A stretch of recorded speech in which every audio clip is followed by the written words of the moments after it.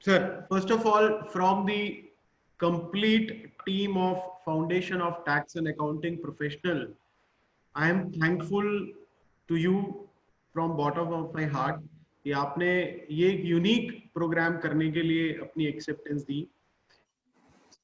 Actually, I am feeling a bit embarrassed if you really ask me, because these kind of programs are with some kind of people, and I'm definitely not one of those. आपने कहा, and I just thought that let me share my life experiences with the youngsters, क्योंकि कहीं ना कहीं पे I have also risen from absolutely ground level. I'm the first chartered accountant in my family, basically, the family of engineers. So आपने उस वक्त कहा और मैंने माना, और उसके बाद मैं सोचता रहा कि ये ठीक था निर्णय या गलत था, but I think all is well. So let's move on. Yeah. But my blessings to you and your team, entire team. मैं दीपक जी को भी देख पाया हूँ, आपको भी देख रहा हूँ, और I can only say we need these kind of forums more and more. एक विनोद जी ने बनाया हुआ है, आपने बनाया हुआ, कुछ और लोगों ने भी बनाए हुए forums. But those forums should be active. I think that's very important. Vinod ji ने बहुत active रखा हुआ उसको. I think that's a very good thing. Sir, if you allow me, I would like to say something. हाँ जी. आपने कहा कि that you are not the right person. पर सर हमें मालूम है कि you are the right person because जब मैं आर्टिकल था around 25 years back, मैं आपको तब से देखता आ रहा हूँ, तब हमारे लिए आप ही रोल मॉडल हो. And I believe still younger generation for you, you're still a role model. So I don't find anything which says कि नहीं आप you are not the right person.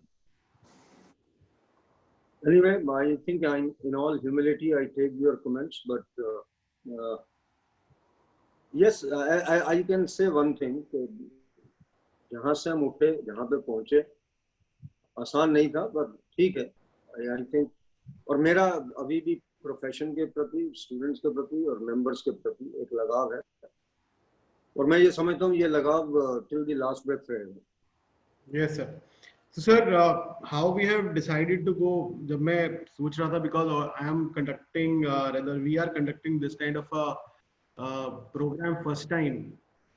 तो मुझे लगा कि जो भी व्यक्ति एक चार्टर्ड अकाउंटेंट प्रोफेशन ज्वाइन करना चाहता है, चार्टर्ड अकाउंटेंसी प्रोफेशन ज्वाइन करना चाहता है, तो जो भी उसके दिमाग में होता है कि भाई मुझे ये बनना है, मुझे लगता है वो सारी चीजें अचीव कर चुके. अगर फर्स्ट थिंग होती है कि जब मैं प्रोफेशन ज्वाइन करूं तो मैं एज अ मार्केट में जाना चाहूँ, लोग मेरी रिगार्ड और रिस्पेक्ट करें, you are known as the expert in the market. फिर उसके आगे बढ़ते हैं तो लोगों का मन होता है कि हम काउंसिल ज्वाइन करके वहां पे किसी तरीके से प्रोफेशन को की सर्विस करें. So you reach to the top, you became president of ICI. फिर हम में से काफी लोगों का मन होता है कि क्यों ना हम स्पीकर बने. तो from the day one till now, at this I will say at this age also, जिस पोटेंशियल, जिस एनर्जी के साथ आप काम करते हैं वो ट्रेमेंडस है.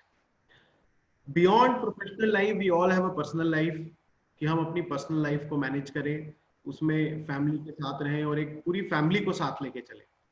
तो उस फ्रंट पे भी यू अचीव्ड दैट स्टेटस. आप पूरी फैमिली को साथ लेके चलते हैं, और सेमिनार्स हो या अदरवाइज सेमिनार्स हो, मैं आपको बड़ा एक्टिव देखता हूँ. मैम के साथ आप आज भी बहुत हंसी खुशी फोटोग्राफ डालते रहते हैं. तो I think there is lot to learn from you. We'll start, sir, we'll start from your very beginning. What I understand, you come from a very humble family. So I have divided the session in various parts, और उसी parts के हिसाब से जो भी हम members के लिए wisdom ले सकते हैं वो लेंगे. First part is your humble background. क्या challenges face करे beginning में, and then you moved on to a student life. And फिर स्टूडेंट लाइफ से आपने CA प्रोफेशन ज्वाइन, के बाद आप काउंसिल में आए, फिर आप प्रेसिडेंट बने, और अब आप लेक्चर्स दे रहे हैं. So there is at each point I will try to put some questions, so that जो मेरे पास क्वेश्चंस आए हैं उससे कुछ ना कुछ जो आपका अथाह समुंदर है विजडम का, उससे जो भी कुछ मोती मैं पिक कर पाऊं इन नेक्स्ट 1.5 आवर, उससे लोगों का बेनिफिट हो जाए. Sir, So we'll start from your humble background, sir. If you can put some light. I will only say, Gaurav, that actually you used the very right word, that I belong to a very humble background. My father was a government servant, but a man of absolute integrity and absolute simple person. That much I can tell. He never believed in borrowing. He always thought कि अगर मैं आज की date में 50 रुपए की salary में से 50 रुपए में गुजारा नहीं कर सकता, तो 5 रुपए की किस्त दे के 45 रुपए में कभी भी गुजारा नहीं कर पाऊंगा. Of course, we have moved on in life. It's not that we don't borrow. We definitely take loans, but we take loans for some kind of an assets which are, I think, productive also. मकान के लिए कभी लिया होगा, पर car is not productive, but yes, car के लिए भी लिया, but only to the extent that you feel that you can repay. But on the top of it, I must say that we are 5 brothers sisters. I am the youngest of the lot. The difference between me and the eldest brother is 14 years. My both brothers have been are engineers basically. My both जीजाs have been engineers. हमारे जो आगे दामाद हैं बच्चियों के, कईयों के वो भी engineers हैं, कई बच्चियां जो आई हैं घर में वो भी engineers हैं. I was the first.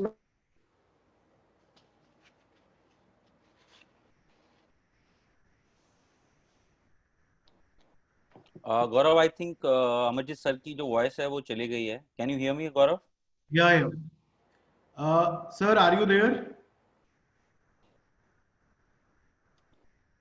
Let me check with him.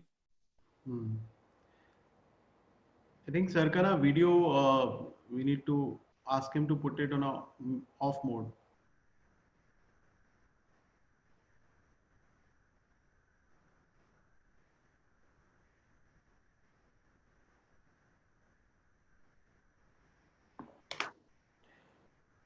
दोस्तों, we are trying to reconnect.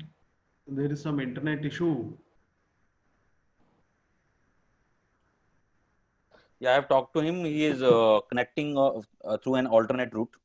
So I will suggest my, in fact, I will request my attendees to have some patience, please. Thank you.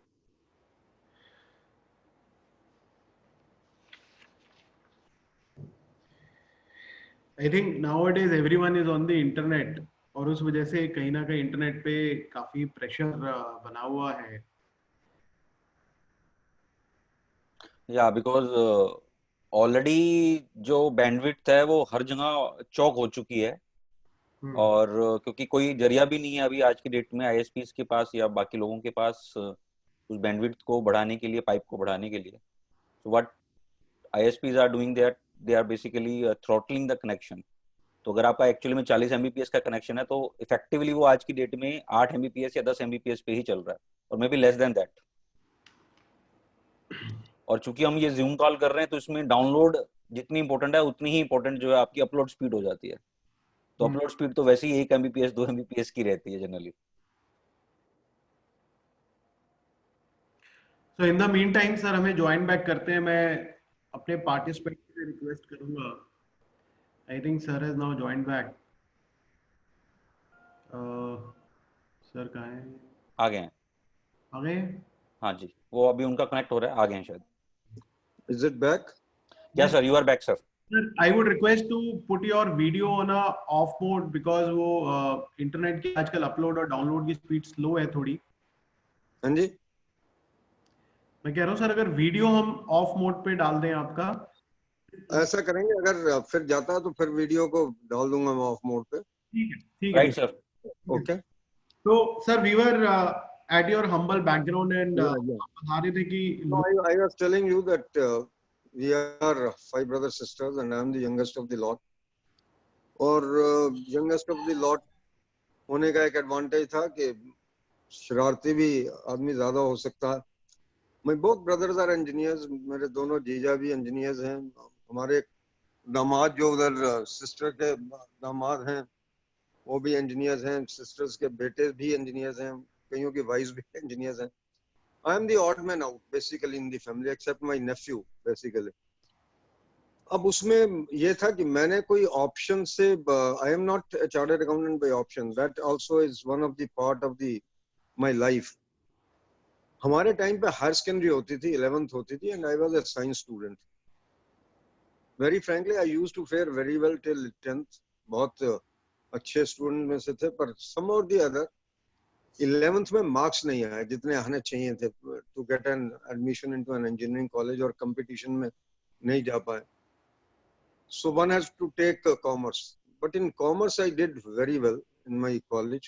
हालांकि college PGDAV था, but I must say that because of PGDAV I became whatever I am today, because I never developed the complex, and I played cricket for all the 3 years for the college. At the college level, played badminton, played table tennis, did everything, did debates.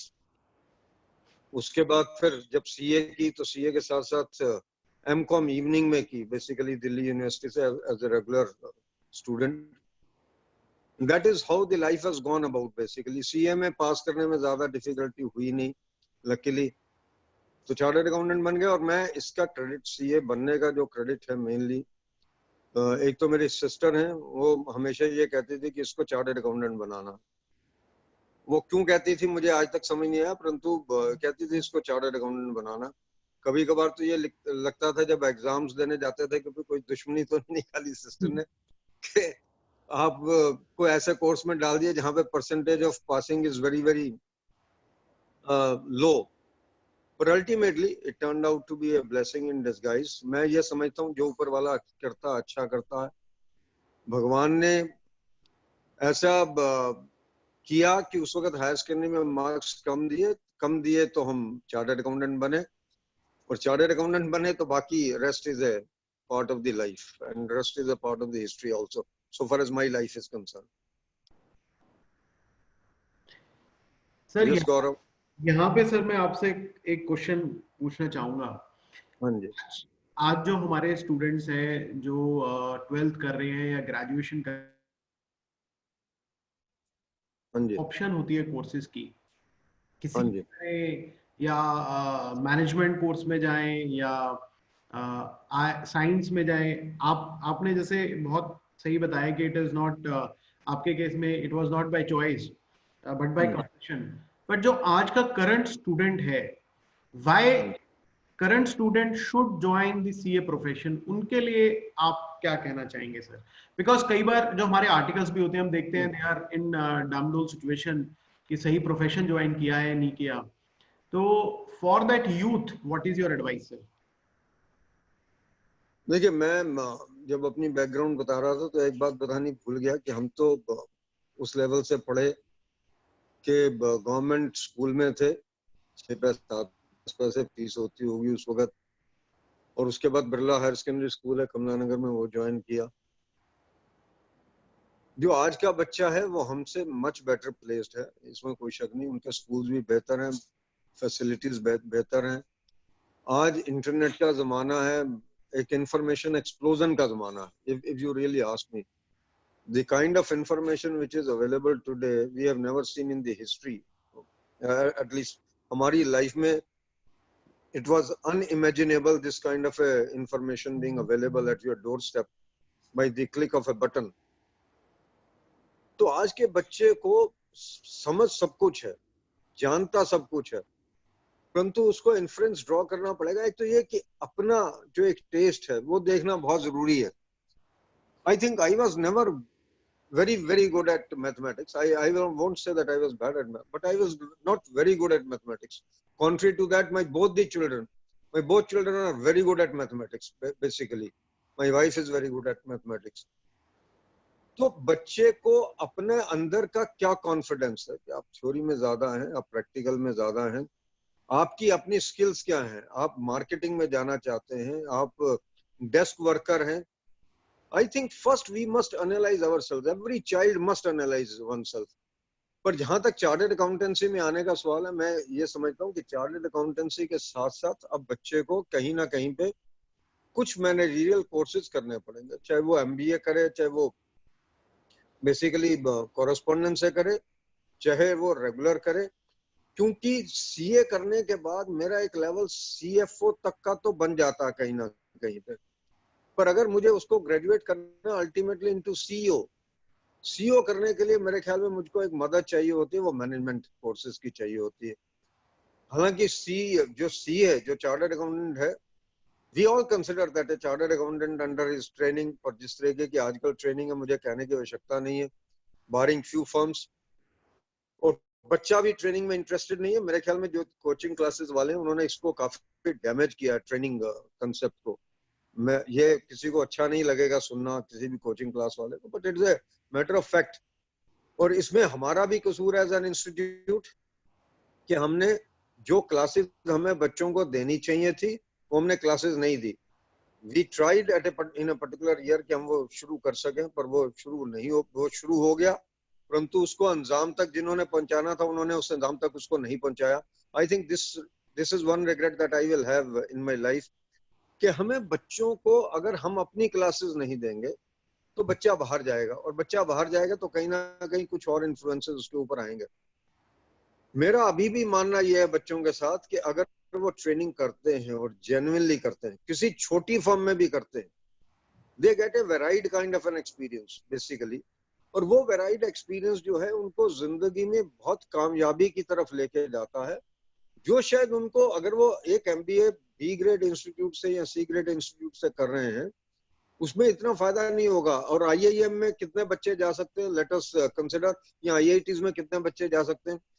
The number of students who are there in the chartered accountancy course and the easiest entry basically, that has been one of the pitfalls of our courses, कि हमारी entry बहुत आसान है, exit बहुत मुश्किल है।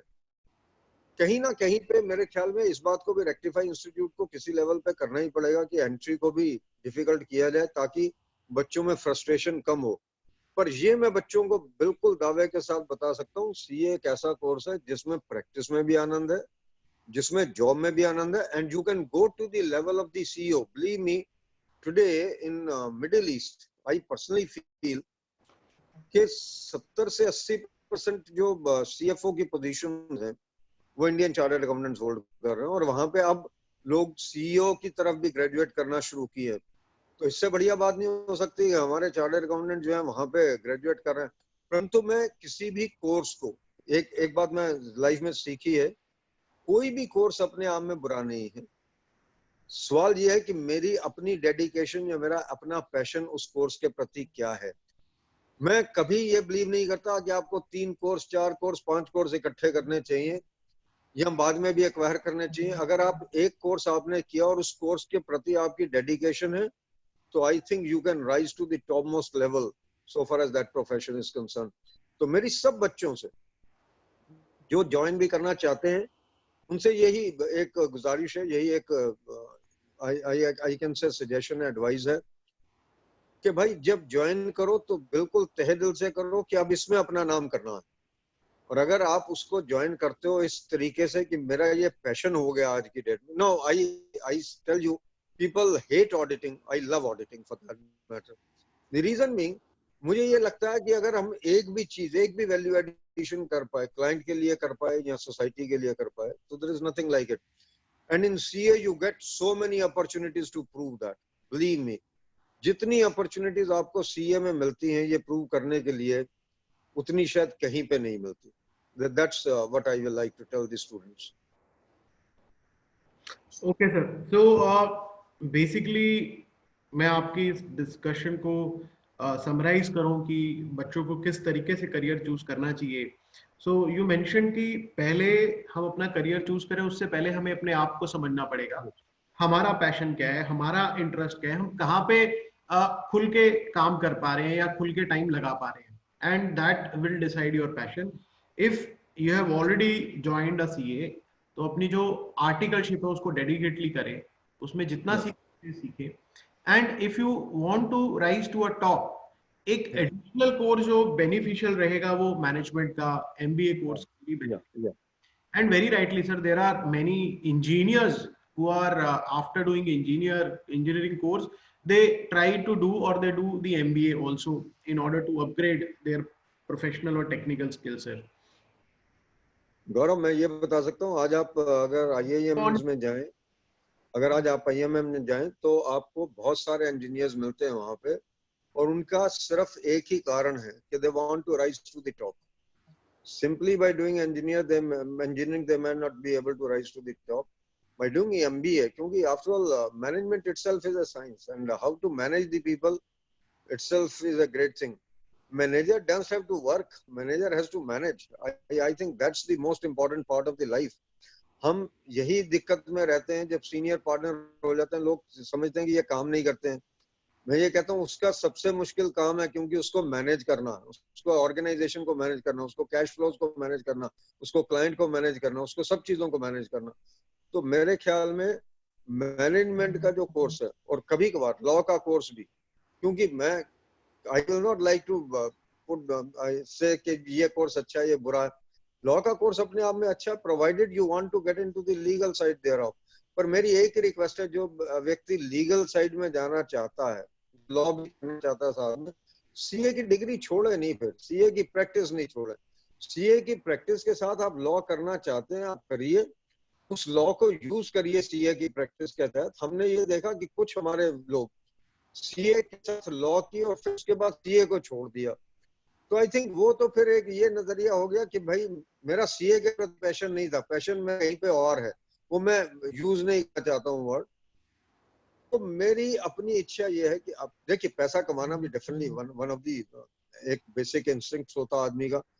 पर जिस प्रोफेशन में आपने इतने साल गुजारे, जिस प्रोफेशन में आपने इतनी ट्रेनिंग ली, आप उस प्रोफेशन को छोड़ के जाएं तो मेरे ख्याल में अच्छा नहीं लगता. And it's a loss to the institute, basically it's a loss to the profession, it's a loss to the society at the same time. Sir, now that takes us to जब कोई सीए कर लेता है, ये करने के बाद आपकी क्या जर्नी रही? Someone told me that in the beginning you also gave lectures in Delhi University.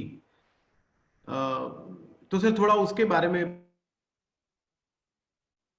The journey has been very, very hard, Gaurav, and I only hope and pray the other people don't have to go through that kind of a tough journey.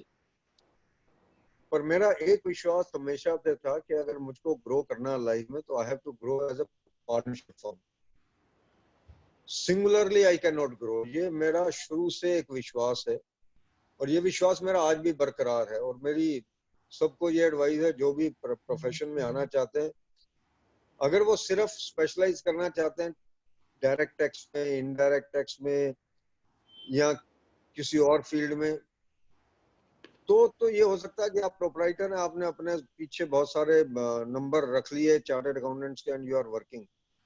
पर अगर आप अपनी इसको एक multifarious aspect से देख रहे हैं, आप ये देख रहे हैं कि भाई मुझे ऑडिट में भी जाना है, टैक्स में भी जाना है, कंसल्टेंसी में भी जाना, तो वो पार्टनरशिप के बिना संभव नहीं है. जो आपने जर्नी की बात की है, वहां पे मैं एक बात आपको बताना चाहता हूँ कि मैंने जब चार्टर्ड अकाउंटेंसी की और मैंने पार्टनरशिप की, उस वक्त एक सीएम गोयल साहब होते थे कमला नगर में, और सुरेंद्र जैन थे, जिनके साथ मेरी, सुरेंद्र जैन जी के साथ तो मेरी पार्टनरशिप 32 साल चली बेसिकली.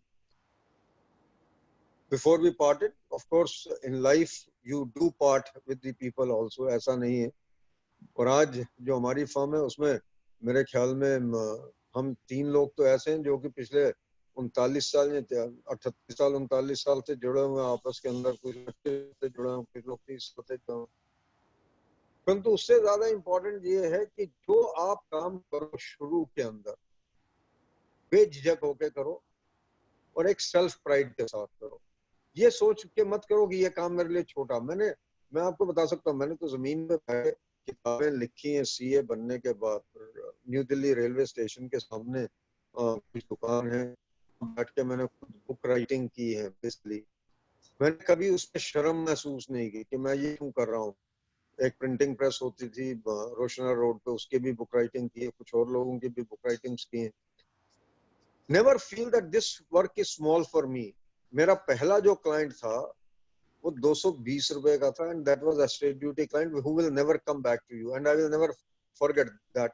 लेट दीवान चंद चावला की एस्टेट ड्यूटी फाइल थी. क्योंकि जो पहला क्लाइंट आपका होता है जिंदगी में, आप कभी उसको भूलते नहीं हो. तो हीरालाल चावला जी होते थे हमारे पड़ोस में, उन्होंने कहा कि जो पिताजी की डेथ हो गई, आप एस्टेट ड्यूटी की रिटर्न फाइल करनी. तो हमने की. उस वक्त 220 रुपए भी हमें लगा कि पता नहीं क्या चीज है, but that is what it was. पर जो हमने बुक राइटिंग की उससे हमें एक्चुअल में जो हम ट्रेनिंग में करते थे उससे ज्यादा सीखने को मिला कि बिजनेसमैन करता क्या है, if you really ask me. So sometimes the smaller things teach you bigger lessons in life.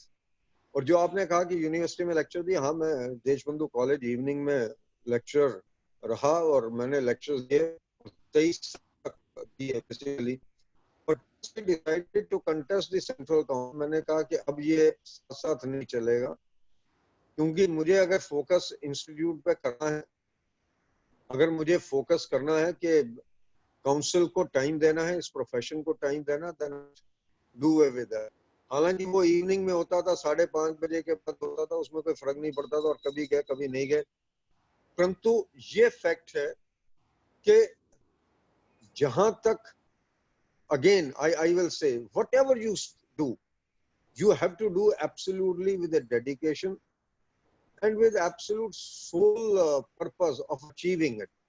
I think जब मैंने वो छोड़ा तो उसको लग रहा था कि यार क्यों छोड़ा, क्योंकि एक लेक्चरशिप का ये भी था कि एक बच्चों को आप पढ़ा रहे हैं, उनके साथ आपका रोज का मिलना जुलना था, तो बच्चों के साथ एक आपकी इंटरेक्शन हुई। It was very nice. मैंने सिर्फ वही नहीं, मैंने विमेन पॉलिटेक्निक थी महारानी बाग में, वहां पे भी कभी कभार 1-2 लेक्चर्स के लिए हफ्ते के अंदर जाते थे।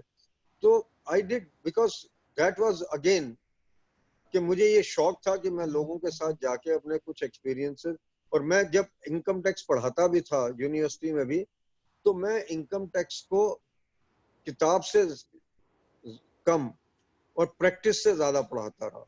मैंने इंडियन इकोनॉमी भी पढ़ाई, मैंने अकाउंट्स भी पढ़ाया, तो मेरे ख्याल में, और ऑडिटिंग जब पढ़ाई तो I personally feel as an audit as a lecturer for auditing, I was better placed than anyone else because I was conducting the audit myself at that particular point of time. और मुझे कुछ जो उस वक्त हमारे जो accounting और auditing के जो स्टैंडर्ड्स थे उसके बारे में बेहतर ज्ञान था compare to the other lectures. तो ये सब चीजें साथ में चलती हैं। और मैं हर व्यक्ति से ये कहूंगा जो भी नया यंगस्टर है, इसके लिए भी एक चीज जरूरी है, ये बहुत जरूरी है कि आप अपनी स्ट्रेंथ्स को असेस करें और अपनी वीकनेसेस को भी असेस करें। मेरी स्ट्रेंथ हमेशा ये रही कि मैं अपने आप को एक्सप्रेस कर सकता हूँ, मैं ये आज समझता हूँ। और मैं कभी I have never try to hide my feelings. एक ये और बड़ी स्ट्रेंथ या वीकनेस है, मैं कभी भी अपने आप को रिस्ट्रेन नहीं कर पाता। If I don't like something I will say that I don't like it. मैं हर बच्चे से ये कहूंगा कि अपने जो अंदर का इंस्टिंक्ट है उसको किल मत करना कभी भी। जो आप समझते हो कि आपकी स्ट्रेंथ है, वो चाहे आप, कुछ लोग उसको वीकनेस समझते हो, आप उसको स्ट्रेंथ को अपनी स्ट्रेंथ मानिए और उस स्ट्रेंथ के साथ आगे चलिए। I think that's very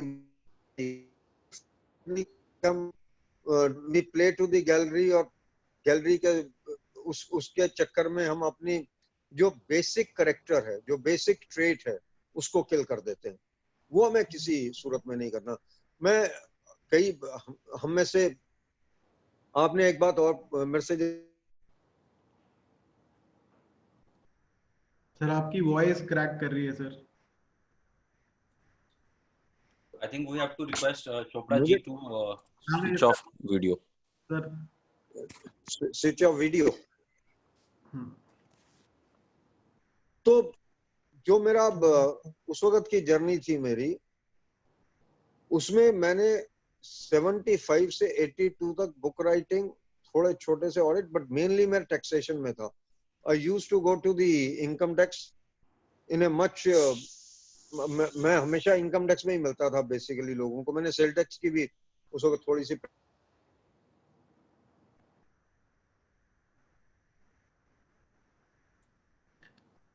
I think voice has again gone down.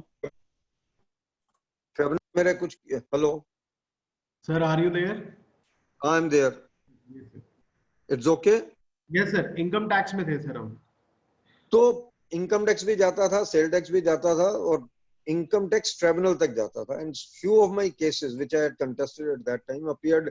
उस वक्त एक मैगजीन होती थी टैक्सेशन, भार्गव उसको निकालते थे बेसिकली। परंतु कुछ इंस्टेंस ऐसे हुए इनकम टैक्स डिपार्टमेंट के अंदर कि मुझे ये लगा यार ये मेरे बस का नहीं है कि आए हो क्या लेके आए हो, जाओगे क्या देके जाओगे, मेरे से ये नहीं चलेगा। I will prefer to do auditing for that matter. And 82 was the cut off point when I shifted to auditing for that matter. And after that, I never looked back so far as the auditing is concerned. And then I specialized into accounting and auditing. But then rest, I don't think I have to say anything beyond this. क्योंकि 82 से फिर मैंने institute level पर कुछ lectures देने शुरू किए regional councils में। 85 में फिर मैंने रीजनल काउंसिल का पहला इलेक्शन कंटेस्ट किया। That is how it has gone about. देखो दोस्तों, आपने सुना होगा कि आज सर जिस मुकाम पे हैं उसका रास्ता इतना आसान नहीं है। एंड मतलब सर को सुनने के बाद मुझे ऐसा लग रहा है कि शायद सर शुरू के 8-10 साल में, जो सर ने भी बताया, मुझे 5 से 7 साल का बिगिनिंग का पीरियड लग रहा है सर का ये, तो शायद वो घर में बैठते ही नहीं होंगे। मतलब सुबह प्रैक्टिस, शाम को classes. Sir am I correct? आप घर में उस टाइम बहुत कम टाइम मेरा कोई संडे नहीं था जब मैं घर पे हूँ, ये बता सकता हूँ। कोई 26 जनवरी नहीं थी जब मैं घर पे हूँ, कोई 15 अगस्त नहीं था जब मैं घर पे हूँ। That much I can tell you. And despite all that, I had my first second-hand Ambassador car, number 3052. I still remember. It was 11 years after my practice. But I have no regrets about it. Believe me, I am very happy about it.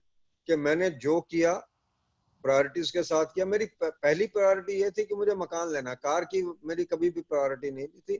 और मैंने पहला flat लिया मुनीर के enclave में DDA से, 1,51,000 का वो flat था। I can share all those details with the people because life में सबसे ज्यादा जरूरी है कि आपके पास एक छत होनी चाहिए और एक ऑफिस होना चाहिए अपना। बाकी सब चीजें आराम से आ सकती हैं in the latter part of the life. आपकी प्रायोरिटीज बिल्कुल क्लियर होनी चाहिए कि आप पहले क्या चाहते हैं। I think that's very very important. Sir एक क्वेश्चन आया है, और ये क्वेश्चन मेरे रीजनल काउंसिल कुलीग रचित भंडारी जी का है।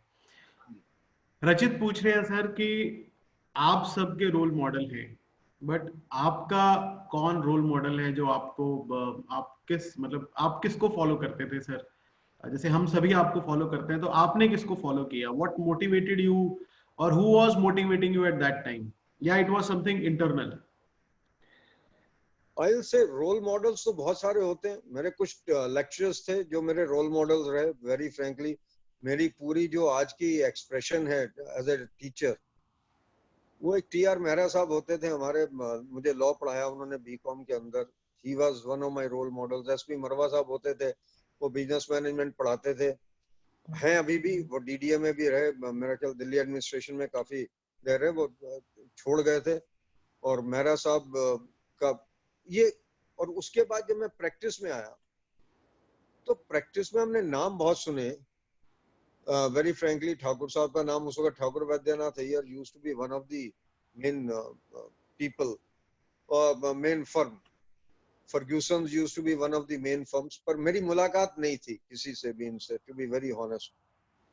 और आपको सबसे इंटरेस्टिंग किस्सा बता सकता हूं मैं कि मुलाकात ना होने का लोगों से। मैं जब 85 में पहली बार इलेक्शन लड़ा तो हमारे सामने बहुत दिग्गज लड़ रहे थे। PR Mehra and company third generation firm थी और उसमें विवेक मेहरा लड़ रहे थे। इधर टीआर चड्डा से मन्नू चड्डा लड़ रहे थे, एनडी गुप्ता जी लड़ रहे थे, और अनिल खन्ना आर के खन्ना से लड़ रहे थे, आर एस सिंघवी साहब लड़ रहे थे। उस इलेक्शन के दौरान एक किस्सा हुआ। जब हम पोलिंग बूथ पे थे तो मेरा बैलेट नंबर 9 था, मुझे अभी ना बैलेट नंबर 11 था मेरा। तो जब भी एक व्यक्ति बाहर आए मैं उसको अपना कार्ड दे दूं कि sir vote for Amarjeet Chopra. ITO के ऊपर हम खड़े हुए थे। तो सडनली वो जब तीसरी चौथी बार हुआ तो वो आदमी रुका मेरे सामने और बोला, Amarjeet, I am Vivek Mehra, I am also one of the contestants from PR Mehra and company.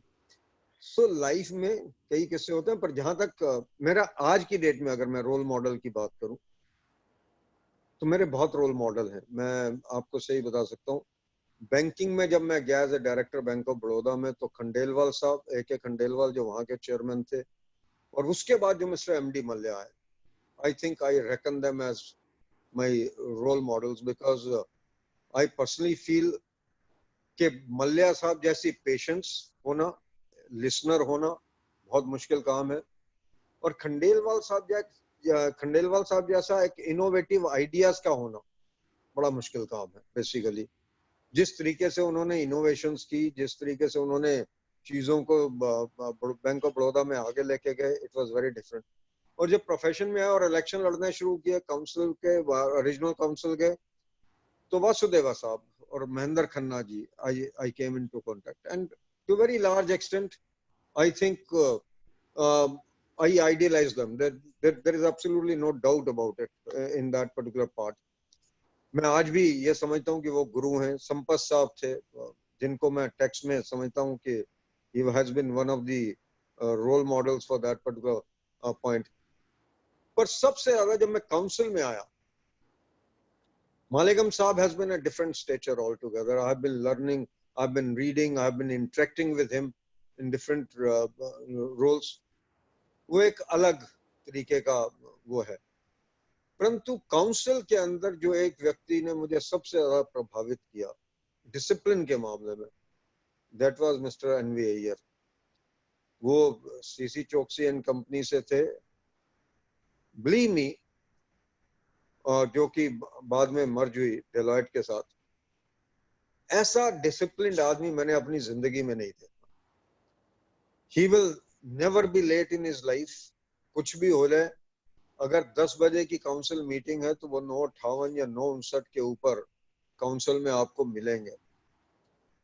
And he will never leave the council without going before the president, and he will enter if the president is already sitting, he will go before the. It is not that कि वो करना जरूरी है, परंतु एक symbolic है, एक gesture है कि भाई मेरे एक प्रोफेशन का हेड है यहाँ पे, तो मुझे उसको रिस्पेक्ट देनी है। और उनका एक वादा था कि जिस दिन मैं रिटायर होऊंगा CC चोकसी से या डेलॉयट से, उस दिन मैं बाकी सब काम से भी रिटायर हो जाऊंगा। माइंड इट, उन्होंने जिस जिस कंपनी में वो डायरेक्टर थे, जिस दिन वो वहां से रिटायर हुए, उस दिन उन्होंने सब जगह से, सब डायरेक्टरशिप से रिजाइन कर दिया। And today he is leading a more or less a spiritual life. वैसा डिसिप्लिन्ड आदमी मैंने जिंदगी में नहीं देखा। और अगर उन्होंने किसी को ये वादा कर दिया कि हाँ भाई मैं वोट तुमको दूंगा, तो ये नहीं हो सकता कि आप उनका माइंड चेंज कर लें। I think very few people can be that kind of a person, and he will never speak out of turn. He will speak only when the president will ask him to speak. On the other issues, basically role models are, ये discipline के मामले में मैंने बताया कि मैं अय्यर साहब को definitely, और जब accounting standards या auditing standards की बात आती थी, तो we used to look upon at Mr. Vasudeva and Khanna साहब, या रत्नम साहब है, वी रत्नम साहब। आई यूज्ड टू फील कि यार ये आदमी है जिनको हमें फॉलो करना चाहिए, जिनसे एडवाइस भी लेनी हो तो वो एडवाइस फ्री एंड फ्रैंक देते हैं आपको। I think that is the way the life has to be led. Otherwise I think it has been more from inside.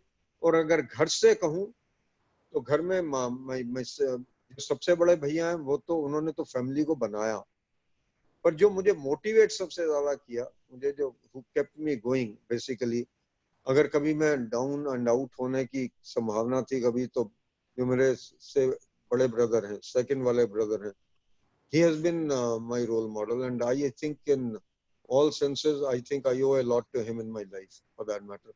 And as I said, my one of my sisters, she always wanted me to be CA, तो उनके बारे में तो मुझे और कुछ कहने की आवश्यकता नहीं। Sir thank you sir. अब नेक्स्ट क्वेश्चन पे हम आते हैं। ये काफी कॉमन क्वेश्चंस मेरे काफी कॉमन, मतलब ये जो क्वेश्चन है काफी कॉमन है, काफी लोगों ने पूछा। जब हम प्रैक्टिस कर रहे होते हैं या अपना काम कंसल्टिंग में होते हैं, तो फीस को लेके जो हमारा एफर्ट और रिवार्ड का रेशो है प्रोफेशन में, वो थोड़ा कम है। And there is a lot of cutthroat competition as far as fees is concerned. Yeah. उस पे आप क्या कहना चाहेंगे? Because you know that it creates a downward pressure on many professionals, so how to deal with this kind of scenario? देखिए, इसमें मैं, हालांकि अगर आप सही मानों में पूछे तो मुझे कहने की इसमें बहुत ज्यादा अथॉरिटी नहीं है, परंतु मैं फिर भी इस पे बोलूंगा क्योंकि मेरे कुछ अपने एक्सपीरियंसेस हैं इस मामले में। सबसे पहली बात तो मैं हर प्रोफेशनल से, जो नया प्रोफेशनल है, उसको ये बोलूंगा कि भाई, क्लाइंट को सोच समझ के चुनना। आप अगर इंडस्ट्रियल क्लाइंट के साथ हैं तो उसकी power of paying is comparatively more. अगर आप एक ट्रेडर के साथ हैं तो उसकी जो पावर है पेमेंट करने की वो डेफिनेटली कम है। मैंने इसे पावर, इंटेंशन बेसिकली। मेरा एक्सपीरियंस ये रहा कि एक्सपोर्टर्स जनरली आर बेटर पे masters, if you really ask me. Fees का बिल्कुल क्लियर है कि जो आपकी अपनी कॉस्ट है, आपके एक टाइम की कॉस्ट है। अनफॉर्चुनेटली हम अपना टाइम कभी वे ही नहीं करते कि हमारी टाइम की कॉस्ट क्या है। आपकी अपनी टाइम की कॉस्ट क्या है? सपोज कीजिए आप ये समझते हैं कि भाई अगर मुझे शुरू करनी है प्रैक्टिस तो मेरा गुजारा 50,000 रुपए महीने में हो जाएगा। मैं एक आपको एग्जांपल दे रहा हूँ सिर्फ प्रैक्टिकल सा, कि मेरे को शुरू में 50,000 रुपए भी मिलेंगे तो मेरा गुजारा हो जाएगा। तो आपको अपने टाइम को उसी तरीके से आपने इवेल्युएट कर लिया कि करीबन करीबन आप ये समझते हैं, क्योंकि 50,000 नेट कमाने के लिए आपको करीबन प्रैक्टिस चाहिए 80,000 से लेके 1,00,000 रुपए की। ये ध्यान कर लीजिएगा अगर आप अपना ऑफिस रन कर रहे हैं। तो आपकी कॉस्ट क्या आई पर डे? करीबन करीबन 3,000 रुपए। अब आप उस टाइम को डिवाइड कर लें कि कितना टाइम आप उस क्लाइंट को दे रहे हैं और उस तरीके से आप अपनी फीस चार्ज कर रहे हैं। उसमें अपना जो प्रॉफिट मार्जिन आपने रखना है वो आपकी कॉस्ट है, प्लस मार्जिन करके अगर आप कुछ कर सकते हैं तो आप उसको कर लें। और इस, अगर ये 90,000 ही आपने पूरा लेके चले या 1,00,000 रुपया लेके चले कि भाई इस महीने का मेरी रिसीट 1,00,000 रुपया होनी चाहिए, मतलब कि 3,300 रुपया रोज का मुझे आना चाहिए, उसमें से भी 4 संडेज अगर आप घटा दें तो मेरे ख्याल में और ज्यादा हो गई, वो एवरेज आपकी बढ़ जाएगी। आपकी फीस का मुद्दा, आपका फीस का आधार वहीं पे सेट होना चाहिए कि आप उस क्लाइंट को टाइम कितना दे रहे हैं। कभी कभार आपको ये लगेगा कि इस क्लाइंट को मुझे एंटर करना जरूरी है, इससे मैं अगर लॉस पे भी एंटर करता हूं तो ठीक है ना। ये बात मेरे जहन में नहीं आती। हमारी सबसे बड़ी गलती प्रोफेशन की ये है, हम ये सोचते रहते हैं कि यार आज इसके साथ एंटर करूंगा, ये कह रहा है कि 5 कंपनीज और बनाऊंगा, 5 कंपनी और बनाऊंगा, उसका भी ऑडिट आपको दे दूंगा, अकाउंटिंग का काम आपको दे दूंगा, तो that is going to help me. No, it is not going to help you. That person may be using you basically for that purpose. So don't do it. You stick to your fees. There has to be a cutthroat competition. भाई जहाँ पे 3,00,000 लोग हैं, 3,00,000 तो हम कम बता रहे हैं, एक्चुअल में तो लोग ज्यादा हैं, कईयों ने अभी अपनी फीस नहीं भरी हुई। उसमें से 3,00,000 में से प्रैक्टिस में कितने? 1,20,000 के करीब प्रैक्टिस में होंगे। अगर 1,20,000 लोग प्रैक्टिस में हैं, इन्हें पॉपुलेशन ऑफ 133 करोड़, और हम आपस में कटथ्रोट कंपटीशन करे जा रहे हैं, तो it is not good. And at the end of it, अगर मैं वो फीस को कंपेंसेट करता हूं through unethical practices of income tax और सेल टैक्स और anywhere else, I think it is not desirable. I personally feel somewhere or the other we have to stick to our professional norms, our professional practice. हमें client को खुल के बोलना है कि भाई मुझे ये अपनी फीस चाहिए। In certain circumstances you may go cost to cost basis, but कभी भी कैश लॉस के ऊपर काम मत करना, ये मेरी आपसे रिक्वेस्ट है।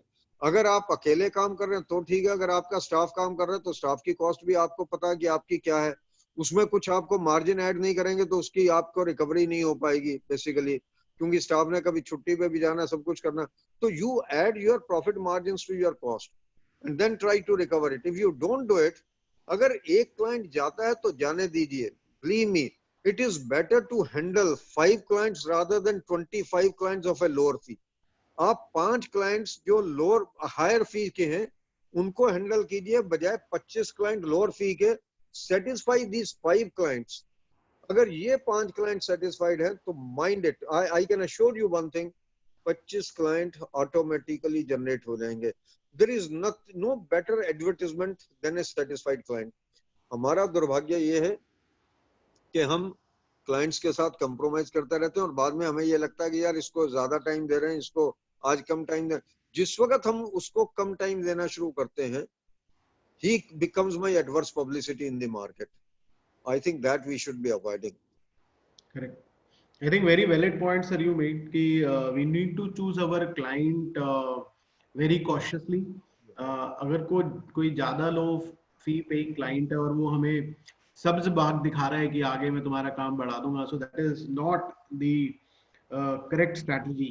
एक सर एक पॉइंट आपने, Gaurav, yes Deepak, can I share one little piece of experience I had few weeks back on this particular aspect? Yes, Deepak. अभी एक काम आया हमारे पास इंटरनल ऑडिट का। So the fees we quoted by XYZ। Client ने said कि भाई ये फीस तो आपकी जो है कम से कम 5 टाइम्स हायर है, तो मैं आपको आगे भी काम दूंगा। तो मैंने कहा सर जब आप आगे काम दोगे तो मैं आपको उस काम का तब मैं आपको रिगार्ड दे दूंगा, पर आज की डेट में मेरी फीस इतनी है सर और इतने पे ही मैं काम कर पाऊंगा बिकॉज मेरी कॉस्ट इतनी आती है। एंड बिलीव मी गाइज, वो काम आया और उतनी ही फीस पर आया।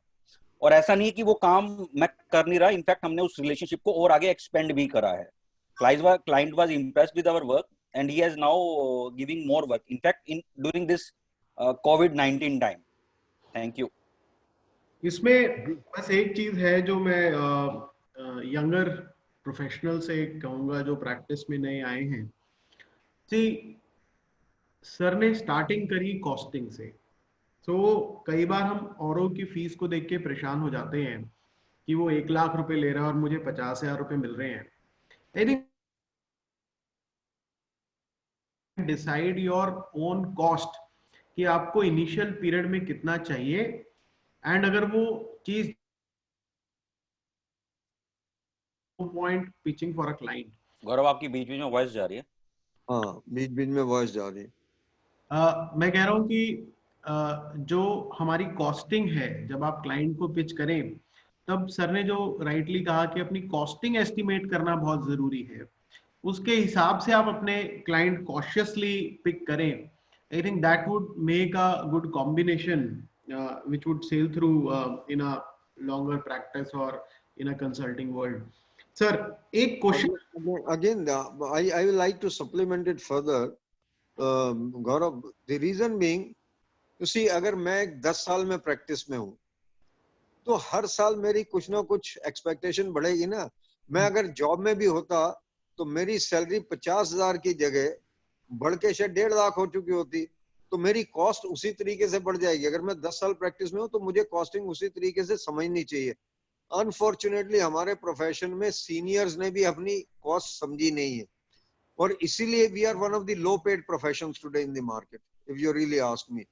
ये बड़ा एक सैड सी सिचुएशन है, परंतु मैं यंगस्टर्स को बोलूंगा, जो भी यंगस्टर मतलब कि एंटर कर रहा है प्रोफेशन के अंदर, अपनी कॉस्ट के ऊपर कभी कंप्रोमाइज नहीं करना। अगर आपने कॉस्ट के ऊपर कंप्रोमाइज किया है, कल आप अपनी क्वालिटी के ऊपर कंप्रोमाइज करेंगे ही करेंगे, there is no doubt about it. और जिस वक्त आप अपनी क्वालिटी,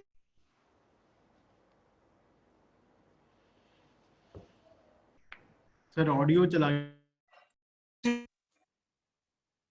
सपोज कि आपने एक काम को एक्सेप्ट कर लिया, तो अगर आपने काम को एक्सेप्ट कर लिया even at a lower fee, then you should not compromise on the quality under any circumstances. I think एक गलती से हो सकता है कि मैंने कॉस्टिंग गलत लगा ली, कभी कभार ये भी होता है, लाइफ में ये हुआ है, ऐसा नहीं कि ये नहीं हुआ। और एक काम में कहीं पे कैश लॉस हो रहा है, अल्टीमेटली जितना टाइम सोचा था उससे ज्यादा लग गया बिकॉज ऑफ सर्टेन सर्कमस्टांसेस, या जिस स्टाफ से सोचा था कि ये स्टाफ करेगा उस स्टाफ ने ना करके हमें हायर स्टाफ लगाना पड़ा। उसमें भी किसी भी सूरत में कंप्रोमाइज नहीं करेंगे जहां तक क्वालिटी का सवाल है। करेक्ट सर, ये बहुत जरूरी बात है। क्वालिटी स्टैंडर्ड हमें हमेशा मेंटेन करके रखने हैं, है। और क्वालिटी स्टैंडर्ड मेंटेन करने हैं तो एक एप्रोप्रिएट रेम्युनरेशन भी जरूरी है। सर हाँ जी, एक क्वेश्चन, एक पॉइंट आपने बीच में टच किया, उस पे अगर आप 2-3 मिनट और बोले। प्रैक्टिस के दौरान जब आप कोई व्यक्ति अपनी प्रैक्टिस कर रहा होता है तो कई बार प्रोफेशनल एथिक्स और एक सही तरीके से प्रैक्टिस चलाने में कई बार कॉन्फ्लिक्ट हो जाता है, तो उसको कैसे मैनेज करा है? There is a client pressure, there is a compliance pressure, there is a, because we always say पे तो हमें client ही कर रहा है. So we should work for a client, we should work for a government. वो professional ethics और self interest, professional interest वो किस तरीके से manage करें सर? जिंदगी में गौरव जी एक लक्ष्मण रेखा ड्रॉ करनी बहुत जरूरी है कि इसके बियॉन्ड तो नहीं जाऊंगा, कुछ भी हो जाए. वो क्लाइंट रहेगा या नहीं रहेगा, दैट्स नॉट वेरी इंपॉर्टेंट. इस क्लाइंट के साथ में ग्रो कर पाऊंगा या नहीं कर पाऊंगा, कोई दिक्कत नहीं है. I'll quote you one instance without naming the client. We were auditing one of the clients once, and it was an important client to us. Let me be very clear about it. उनको कोई income tax refund आया और income tax refund के ऊपर interest बहुत अच्छा आया. तो दे वांटेड, उनके जो सीएफओ साहब थे वो उसको सीधा रिजर्व्स में ले जाना चाहते थे इंटरेस्ट को. वो कह रहे थे कि इनकम टैक्स भी तो डिसअलाउ हुआ था, तो इसलिए हमने कहा हम इनकम टैक्स की तो बात ही नहीं कर रहे हैं आपसे, हम तो बात इंटरेस्ट की कर रहे हैं कि इंटरेस्ट जो आया है वो आपकी इनकम में जाना जरूरी है हर सूरत में. दे इंसिस्टेड कि ये नहीं जाना चाहिए, and the amount was substantial. So we told them कि sir, for us it may not be possible to carry out the audit in this particular manner, और अगर हमें करना पड़ेगा तो हमें क्वालिफाई करना पड़ेगा. So they said it's better that we can seek your resignation. We said this is our resignation, and we handed over the resignation there and then, basically. And we could know that next day they had the signed balance sheet in their hand through someone else. But that's not the point. I think अपने लिए एक लक्ष्मण रेखा draw करना बहुत जरूरी है. कुछ मुद्दे ऐसे हो सकते हैं जहां पे कंफ्लिक्ट ऑफ इंटरेस्ट आप मैनेज कर सकते हैं, मिटिगेट कर सकते हैं. कहीं पे कंफ्लिक्ट ऑफ इंटरेस्ट आप मिटिगेट कर ही नहीं सकते किसी भी सूरत में.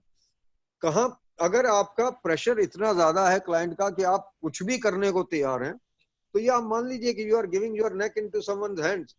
आज की, और मैं एक सब बच्चों से एक बात ये बताना चाह रहा हूं, today I sit in the disciplinary committee, believe me, I am so shocked and so surprised. Maximum cases जो हमारे पास आ रहे हैं वो कहां से आ रहे हैं? डिसिप्लिनरी के. दो डायरेक्टर्स का आपस में झगड़ा होता, वो केस फाइल कर देता अगेंस्ट द चार्टर्ड अकाउंटेंट. दो पार्टनर्स का आपस में झगड़ा होता, वो केस फाइल कर देता अगेंस्ट द चार्टर्ड अकाउंटेंट. दो सोसाइटी मेंबर्स का आपस में झगड़ा होता, वो केस किसके अगेंस्ट फाइल करता? Against the chartered accountant. मजेदारी, ये दो शेयर होल्डर्स का झगड़ा होता, वो उसके अगेंस्ट फाइल कर देता.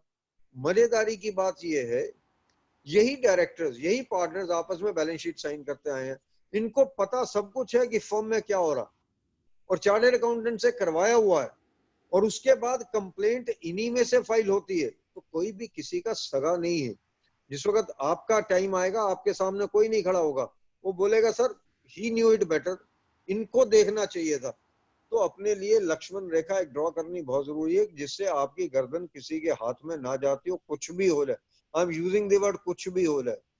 बिलीव मी, हम तो प्राइवेट सेक्टर भी किया, पब्लिक सेक्टर भी किया, परंतु इस तरीके से किया है कि कहीं पे भी कंफ्लिक्ट ऑफ इंटरेस्ट ऐसा नहीं होना चाहिए कि your neck can be into someone's hands under any circumstances.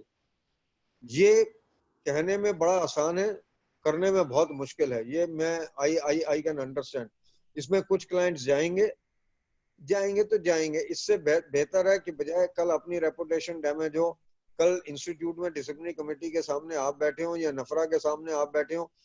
ये जितने केसेस हो रहे हैं, मैं आपको बता सकता हूं, हमारे सामने ऐसे ऐसे केसेस भी आए हैं कि एक ही चार्टर्ड अकाउंटेंट ने 3-3 बैलेंस शीट साइन की हुई है एक ही पर्टिकुलर डेट की. टर्नओवर 50 करोड़ हो गई है, उसकी वैट रिटर्न में टर्नओवर ही नहीं है. No, I think that's not the kind of practice that I'm seeking from any of the youngsters. What I'm trying to seek from the youngster is a professionally managed and ethically managed practice. I think this is very important. और अगर हमने अपनी respect loose की है society में, हम माने या ना माने, हमने लूज की है. मैं हमेशा अपने इलेक्शंस के दौरान भी ये कहता था कि हमें 1949 में जन्म दिया गया था for purpose of accounting and auditing. But unfortunately, these are the two areas where we have lost the maximum confidence of the stakeholders. हमें उसको रिवाइव करना है. और मेरी होप जो है, हमारी जो होप है, हमारी जो होप है प्रोफेशन की, वो यंगस्टर्स हैं. Believe me, I find youngsters today to be better equipped, better trained, and I think in a better frame of mind. The only thing I find somewhere lacking in the youngsters is the patience. Everybody wants car on the first day, और car में भी फिर car कौन सी चाहिए मुझे कहने की आवश्यकता नहीं. I think some certain things can wait in the life. Please maintain your ethics, have your patience. Everything will follow. Believe me, आज की डेट में मैं luxurious life तो ना lead करता हूँ, but I am leading a very comfortable life. I have all that what I wanted in my life basically. I have 2 children who are well set, and I have 2, and I think घर में ऊपर वाले की बहुत मेहर है, उसकी भी मेहर होनी बहुत जरूरी है. I think जो सबसे ज्यादा जरूरी है वो ऊपर वाले की मेहर है और पेरेंट्स की ब्लेसिंग्स है. पेरेंट्स की ब्लेसिंग्स के साथ चलते रहिए, कभी कोई दिक्कत लाइफ में आएगी नहीं, ये मैं आपको अश्योर कर सकता हूँ. Thanks sir. सर अब एक क्वेश्चन मैं आपकी प्रैक्टिस से रिलेटेड लेना चाहूंगा. स्टार्टिंग में यू सेड कि you know the partnership firm that you formed along with 2 more partners. Sunil ji. I joined them. I actually joined them. I didn't form it. I joined them. You joined them, Sunil ji, Sunil Agarwal ji, and Sanjeev Chaudhary. It was Surinder Jain and Mr. C.M. Goyal. Sunil happened to be my article, and he joined us later. Okay. Sir, this partnership is there for a very long time. I think 30-40 years you said earlier. मेरी ये partnership firm की जो establishment है वो तो 45 साल पुरानी है. और Sunil has been with us for last 39 years और 40 इयर्स. अगर मैं उसका आर्टिकल पीरियड लगा लूं तो इससे ज्यादा हो जाएगा. संजीव का उससे 1.5-2 साल कम होगा. उसके बाद शुभा है, जीके चौधरी हैं. तो I think this continues. Most of us are a good number of us are in the firm for almost more than 25 years for that matter. अभी कुछ नए youngsters हैं जो पिछले 7 साल से, 8 साल से, 9 साल से भी हैं. कुछ अभी पिछले 2 साल से हैं. So it is a mixture now, basically blend. And this firm now does not, very frankly, we have to pass on the baton. हमारे में से जो 3 हम सीनियर पार्टनर हैं, तीनों के बच्चों में से कोई फर्म को ज्वाइन नहीं कर रहा, क्योंकि मेरा बच्चा कोई सीए नहीं है और संजीव का बच्चा कोई सीए नहीं है. सुनील का बेटा सीए है, he is working with some other firm basically for that matter. तो this firm will automatically the baton of this particular firm will be passed on to one of the youngsters basically, or 2 of the youngsters. जो चाहेगा उसको चलाना, उसको pass on हो जाएगा the moment we go out from the firm. Sir इस पे कोई टिप्स दीजिए कि how to maintain this relationship. किस तरीके से पार्टनरशिप फर्म्स या जो हमारे रिसोर्सेज. मेरा एक फेवरेट सेंटेंस है Gaurav. Partnership is like a matrimony.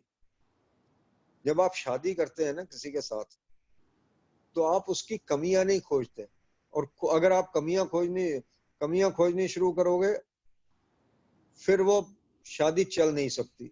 फिर तो वो divorce is on the cards basically. आपको उसके जो स्ट्रॉन्ग पॉइंट्स हैं, जो आपको उसके अच्छापन है, वो ढूंढना चाहिए उसके अंदर.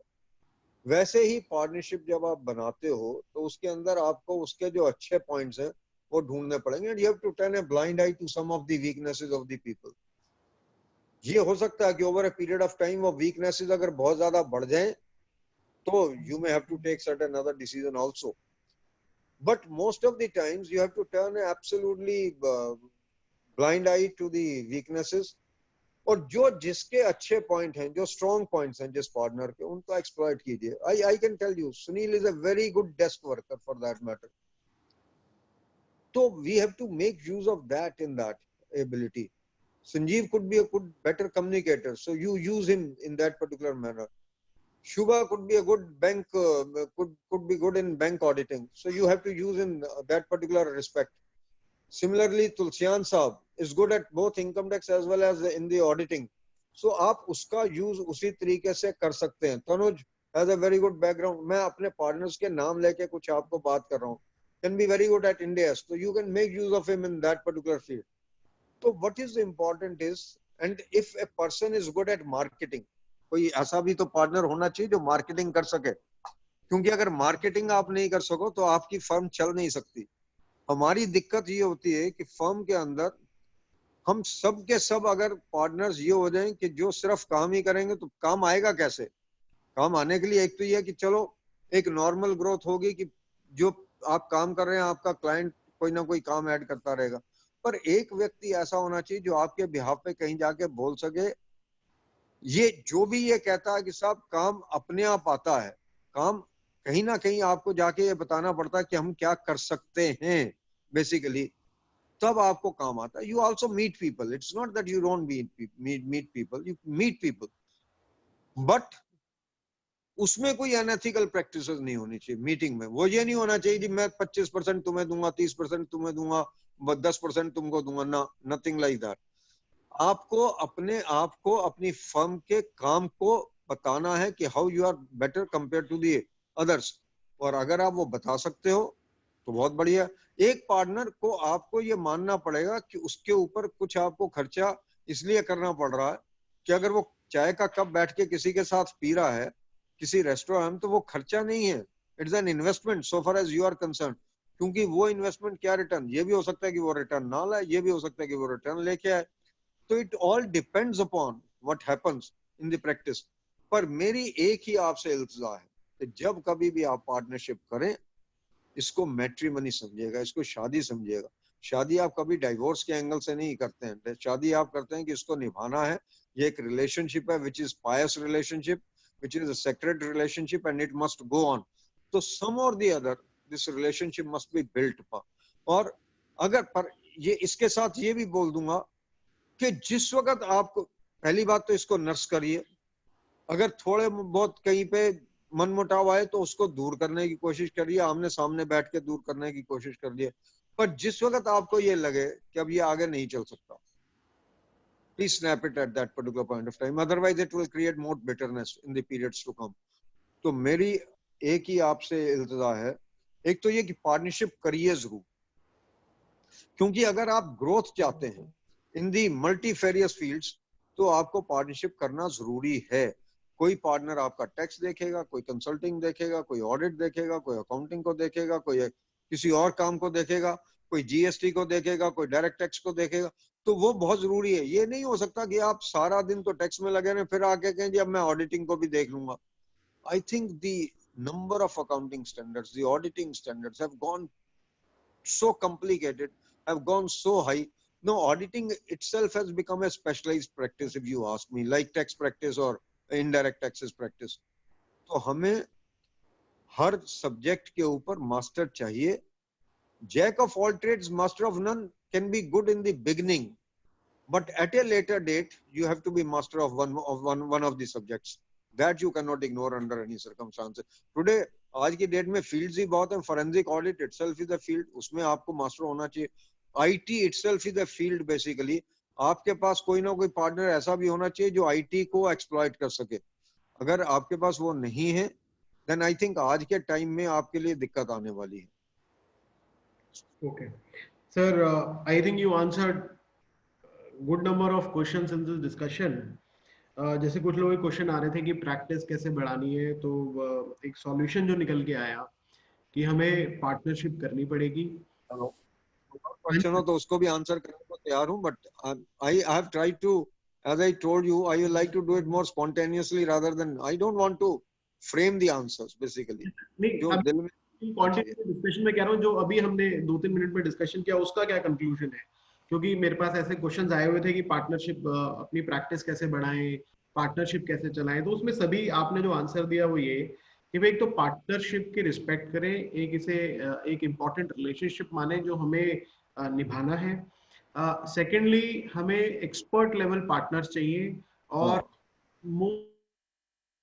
बिगिनिंग में हो सकता है jack of all trade master of none, पर after 3-4 years someone must specialize in a particular area. Correct. And meeting people, going out and meeting people is a very important task. Yeah. If one needs to generate the revenue. Sir, now let me move on to your, this ICI council career. So, isme this audio video must be watched by a lot of regional council colleagues and maybe central council members also. So कुछ brief incidents if you want to share, and what is the piece of advice you would like to give to the current torch bearers or the regional council or the central council members? देखिए, पहले मैं regional council से शुरू करता हूँ। Yes, sir. मेरा अपना मानना यह है कि regional councils must throw out the leaders, and in this regional council I can share with you, I see many leaders who can come up. I will not like to name them, but definitely I have a feeling कि इसमें से अच्छे leaders सामने आ सकते हैं, who are sincere also, who are dedicated and who are technically also very competent. Regional council members को मेरी हमेशा एक सजेशन रहेगी कि रीजनल काउंसिल का रोल जो है प्राइमरली आज की डेट में इंस्टीट्यूट ने जो दिया है वो एजुकेशन का है कि भाई आप मेंबर्स के साथ इंटरेक्ट करिए, उनको एजुकेट करिए, सेमिनार्स करिए, और कोई मुद्दे हैं अगर प्रोफेशन के तो उनको काउंसिल के सामने लेके आइए, रिप्रेजेंट करिए। खुद डायरेक्टली किसी भी गवर्नमेंट के साथ रिप्रेजेंट मत करें, ये रीजनल काउंसिल का रोल है। जो सबसे बड़ा रोल है ये है कि भाई आपस में मिलके जरूर चलें। मुझे अभी तक याद है कि जब मैं पहली बार रीजनल काउंसिल में आया, ये जो हमारी कमिटमेंट लेवल है यहाँ पे कहीं पे गड़बड़ होती है।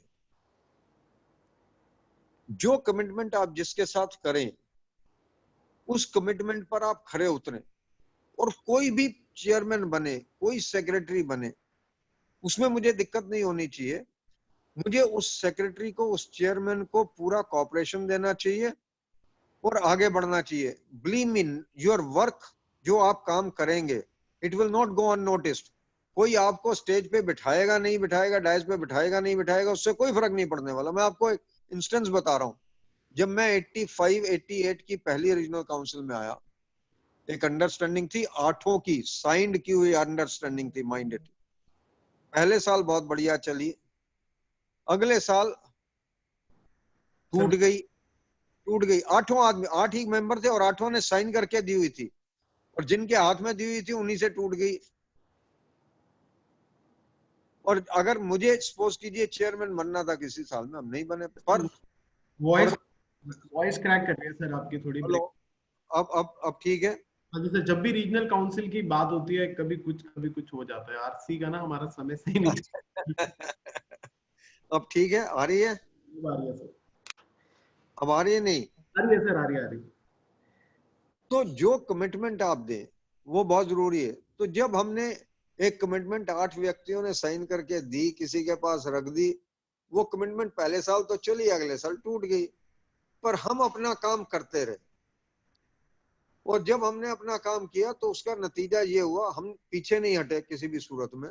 हमने अगर ब्रांचेस में जाना था, हम ब्रांचेस में अपने लेवल पे जाते रहे, हमने जो काम करना था करते रहे, मेंबर्स के साथ इंटरेक्ट करते रहे। उसका नतीजा ये हुआ कि जो पहली रीजनल काउंसिल में अपने को 321 वोट मिले थे, अगली रीजनल काउंसिल के इलेक्शन में 594 वोट्स मिले। तो आपका काम कभी अननोटिस नहीं जाता, ये ध्यान करिएगा। और उसके नेक्स्ट ईयर में जब नेक्स्ट रीजनल काउंसिल आई 91 की, उसमें फर्स्ट ईयर में आई बिकेम द चेयरमैन। और उसमें मेरा एक ही गोल था कि भाई इसको पटड़ी पे लाना है किसी तरीके से। रीजनल काउंसिल को हमने वापस से टेक्निकल एजुकेशन पे लेके आए, लोगों ने उसको सराहा। परंतु मैं फिर 2 टर्म्स का मैंने गैप दिया इलेक्शंस के बीच में। मैंने 2 इलेक्शन नहीं लड़े, 91 का नहीं लड़ा और 94 का नहीं लड़ा। वो भी because of certain commitments, one didn't contest very frankly. Then I contested in 97। 97 में जब लड़े तो ये सोच के लड़े थे कि यार जो भी होगा देखी जाएगी। कोई मतलब कि जब 2 टर्म्स आप नहीं लड़े हो, और सेंट्रल काउंसिल तो सेंट्रल काउंसिल, और हर आदमी ये कहता था सेंट्रल काउंसिल में लड़ना और जीतना बड़ा मुश्किल है, और वहां तो जब तक ग्रुप की सपोर्ट नहीं हो तब तक होती नहीं। बिलीव मी, मेरा कोई ग्रुप नहीं था, मेरा ग्रुप है मेरे मेंबर्स। मैंने जिंदगी में कभी वोट, और ये मैं सभी मेंबर्स को बताना चाह रहा हूँ जो रीजनल काउंसिल से ग्रेजुएट करना चाहते हैं टू दी सेंट्रल काउंसिल, कभी भी जिंदगी में कास्ट बेसिस पे वोट मत मांगना यार। हमारे यहाँ पे है कि ये इसको वोट देगा, वो उसको वोट देगा। मैं तो साउथ में भी बहुत देख रहा हूँ, मैं वेस्ट में भी देख रहा हूँ, मैं कलकत्ता में भी देख रहा हूँ, ईस्टर्न में भी देख रहा हूँ, मैं सेंट्रल में भी देख रहा हूँ। I have never believed in the community voting. No, I think I have to represent everyone. And if you can convince the one person कि भाई मैं तेरा रिप्रेजेंटेटिव हो सकता हूं, तो वो किसी भी कम्युनिटी का हो, वो आपको वोट करेगा। You can be sure about it. And believe me, मेरे तो जितने सपोर्टर्स थे वो शायद डिफरेंट कम्युनिटी के थे, जो मेरी कम्युनिटी के नहीं थे, इसमें कोई शक नहीं है। मेरी कम्युनिटी वालों ने वोट दिया होगा, पर मेरे को ज्यादा वोट दूसरी कम्युनिटी के मिले। तो मेरी सबसे सबसे बड़ी रिक्वेस्ट मेरी यही है, क्योंकि हमने बांट दिया अपने आप को अपने। अगर हमारा ये इलेक्शन भी, प्रोफेशनल इलेक्शन भी इस बेस पे लड़ा जाएगा, तो फिर जो कंट्री में इलेक्शंस हो रहे हैं वो तो इस बात पे लड़ाई जाएंगे, इसमें क्या दिक्कत है, चलते रहेंगे। और मैंने बहुत एंजॉय किया, very frankly, this council life I have enjoyed. As a regional council chairman I try to see कि 25 रुपए और 35 रुपए के अंदर हम सेमिनार करते थे। School of planning and architecture में हमने वो एक छोटा सा हॉल था, उसको बुक कर लेते थे और सिर्फ सैंडविच और समोसा देते थे, पकोड़े देते थे। हमने 5 स्टार कल्चर वर्चुअली उस साल में खत्म किया, वर्चुअली कह रहा हूँ। और उसके बावजूद जब विज्ञान भवन में प्रोग्राम किया रीजनल कॉन्फ्रेंस की, और मेरा ख्याल उस रीजनल कॉन्फ्रेंस के बाद शायद 25 साल तक कोई रीजनल कॉन्फ्रेंस नहीं हुई थी, if I am not mistaken.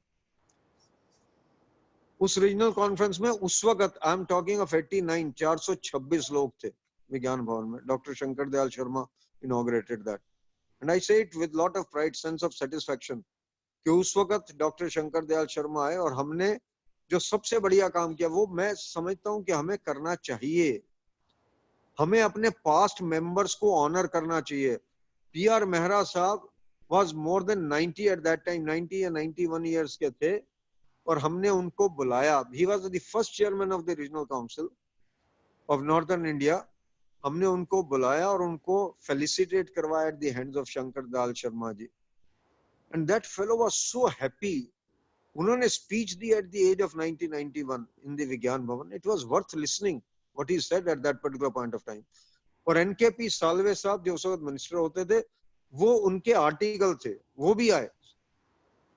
और प्रणय राय साहब आए, उसमें मालेगम साहब आए, बाकी लोग काफी पर्सनालिटीज उस वक्त आई उस रीजनल कॉन्फ्रेंस में। पर सारी रीजनल काउंसिल ने मिलके काम किया, believe me, at least 5 of us, we work together and work together as a team. हम आपस में कितना भी लड़ते थे, आपस में कितना भी लड़ते थे, परंतु अंदर एक थे, एकदम से एक थे। तो आप कभी भी लड़े, आपने ग्रुप तो भैया, मैं ये कहता हूँ, कभी भी आप रीजनल काउंसिल में होंगे, आपको अगर आप 12 हैं तो 7 और 5 होंगे, इसमें कोई शक नहीं है। अगर आप 13 हैं तो 7 और 6 भी हो सकते हैं, और 8 और 5 भी हो सकते हैं। ये ग्रुप्स तो रहेंगे, परंतु एकोमोडेट हर एक को करना चाहिए। अगर आपका जो दूसरा ग्रुप है उसको भी अकोमोडेट करना चाहिए, और आपस में जो आप रूलिंग ग्रुप हो उसको एक मुठ होके रहना चाहिए। एक दूसरे की टांग खींचने की जरूरत नहीं है। ये सबसे बड़ा एग्जाम्पल काउंसिल में है, हमारी सेंट्रल काउंसिल में। जो व्यक्ति इलेक्शन हारता है वाइस प्रेसिडेंट का, वो व्यक्ति उस प्रेसिडेंट को पूरा कोऑपरेट करता है, ये मैं आपको बता सकता हूँ। कोई एक आधा इंस्टेंस, 2 इंस्टेंस हो गए हो जहां पे कोऑपरेट ना किया हो, लोगों ने ना किया हो।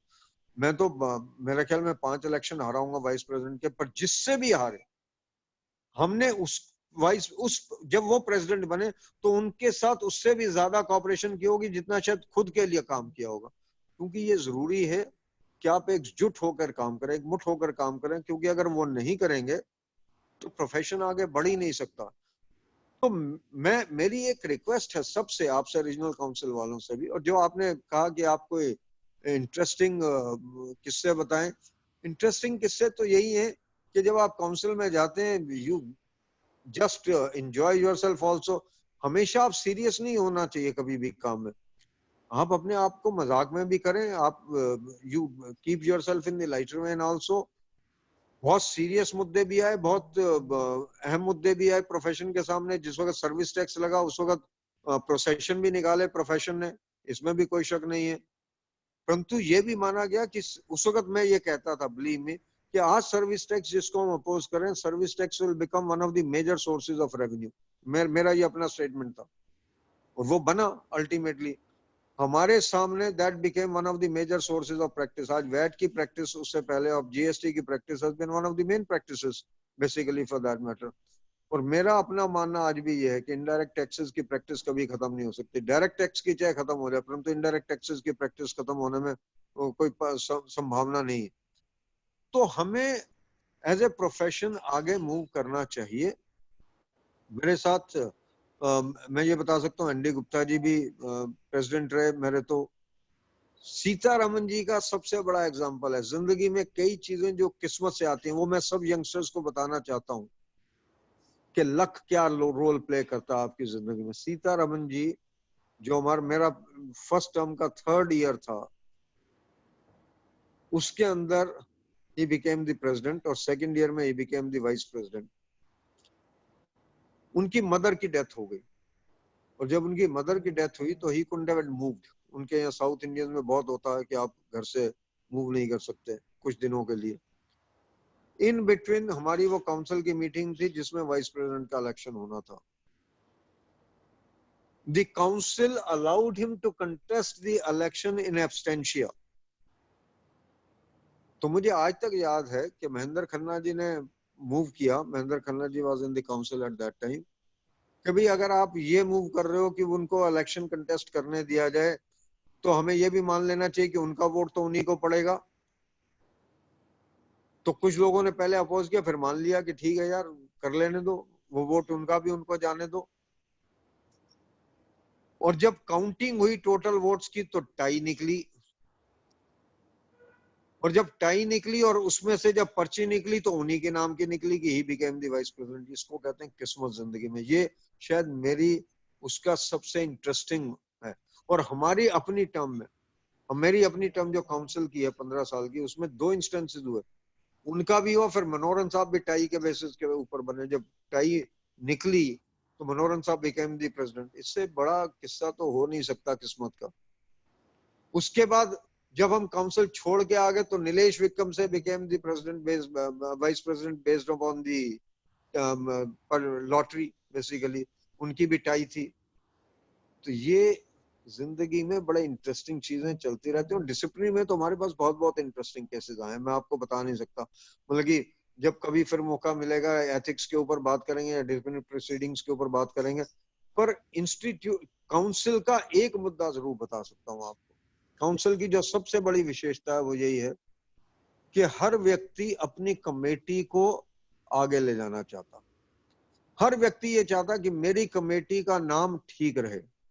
कोई इक्का दुक्का हो सकता है जिसने शायद मेहनत ना की हो, वरना कोई मेंबर ऐसा नहीं है जिसने कमेटीज को लेट डाउन किया। और अगर कमेटी फंक्शन करती है तो इंस्टीट्यूट फंक्शन करती है। और मेरा एज ए प्रेसिडेंट ये रोल रहा कि मैंने जब कमेटीज एलोकेट की तो पॉलिटिकल कंसिडरेशन के ऊपर नहीं की कि मुझे किसने वोट दिया होगा या नहीं दिया होगा। मैंने उसको दी जो डिजर्व करता था उस पर्टिकुलर कमेटी को। आई थिंक यही सबसे जरूरी है। और शायद इसीलिए थोड़ी जो सक्सेस मिली, I think this was more because of this fact कि अगर मैंने पीडी कमेटी पंकज जैन को दी तो पंकज जैन उस वक्त एसबीआई टैक्स ऑडिट विड्रॉ कर रहे थे, but we saved the tax audit because of the connection of mister Pankaj Jain and some other decision that we took immediately on the spot. और वो उसके बाद 10 साल और चला tax audit.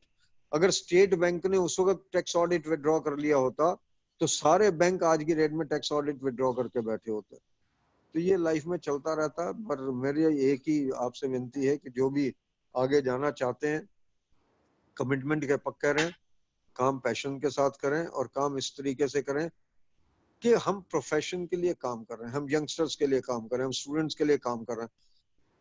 To me I think the most important thing is कि students जो हैं हमारे, उनके लिए हम क्या कर सकते हैं। Students are the backbone. अगर स्टूडेंट नहीं है तो प्रोफेशन नहीं है, क्योंकि आगे चलाएगा कौन प्रोफेशन को।